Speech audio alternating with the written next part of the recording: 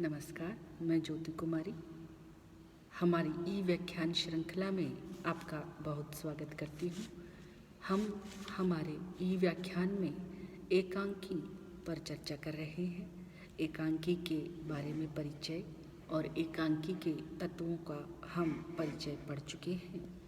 अब आज के ई व्याख्यान में हम एकांकी और नाटक में अंतर समझने का प्रयास करेंगे। जिस प्रकार उपन्यास अपने विस्तृत कथा और जीवन के विविध पक्षों के प्रदर्शन में महत्व प्रदान करता है और कहानी अपनी सीमित अभिव्यक्ति में ही महत्ता को प्राप्त करती है, उसी प्रकार नाटक और एकांकी की भी स्थिति है। तो प्रिय विद्यार्थियों, आप समझिए कि जिस तरह एक महासमुद्र महासागर में बहुत सा पानी होता है और उस महासागर में मिलने वाली बहुत सी छोटी छोटी नदियाँ होती हैं, परंतु नदियों का जल भी उतना ही महत्वपूर्ण है जितना समुद्र का जल।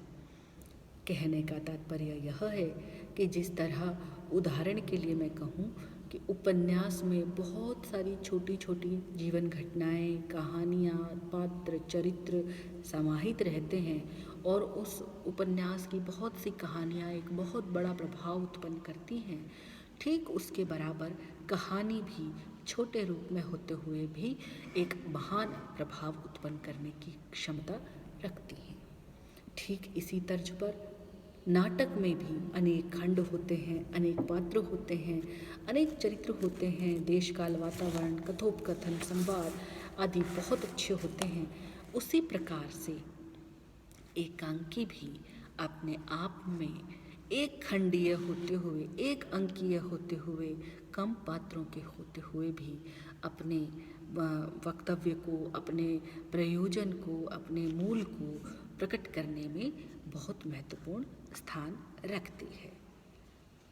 नाटक अपने सुदीर्घ व्यापार, विस्तृत कथा, पूर्ण चारित्रिक विकास आदि के कारण गौरव को प्राप्त करता है, जबकि एकांकी अपने लघु व्यापार, लघु कथा, लघु चरित्र संकेत के कारण वह गौरव हासिल कर लेती है।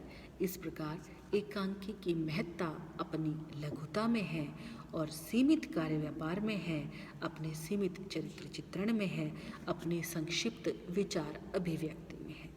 कहने का मतलब है, जब वो कहावत है 100 सोनार की एक लोहार की, तो कहने का तात्पर्य है कि बहुत सारी छोटी छोटी घटनाएं मिलकर के नाटक बनता है। बहुत सारी उसमें छोटी छोटी घटनाओं का एक समावेश एक बड़े नाटक के रूप में दिखाई देता है।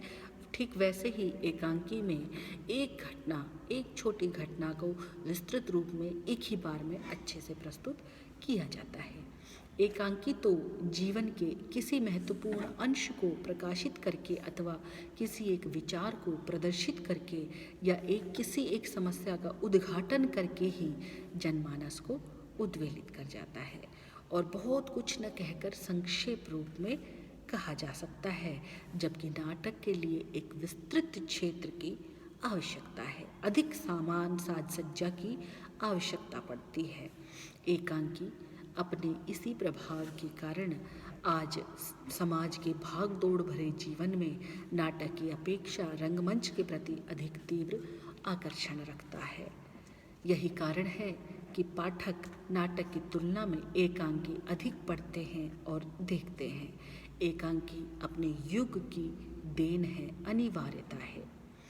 डॉक्टर रामचरण महेंद्र के शब्दों में कहा जाए, एकांकी न तो बड़े नाटक का संक्षिप्त रूप है, न कहानी का या संभाषण ही। यानी एकांकी किसी बड़े नाटक का छोटा रूप नहीं है, बल्कि वह एक स्वतंत्र कला है जो शिल्प विधि की दृष्टि से नाटक के समीप है और सीमा की दृष्टि से कहानी के निकट। ये बड़ी ही सरल शब्दों में उन्होंने एकांकी को बताया है कि एकांकी और नाटक में मुख्यतः यही अंतर है कि वे दोनों एक दूसरे से अलग हैं, अलग शिल्प विधान लिए हुए हैं, किंतु रंगमंची दृष्टि से वह नाटक के करीब है और कथानक की दृष्टि से वह कहानी के करीब है।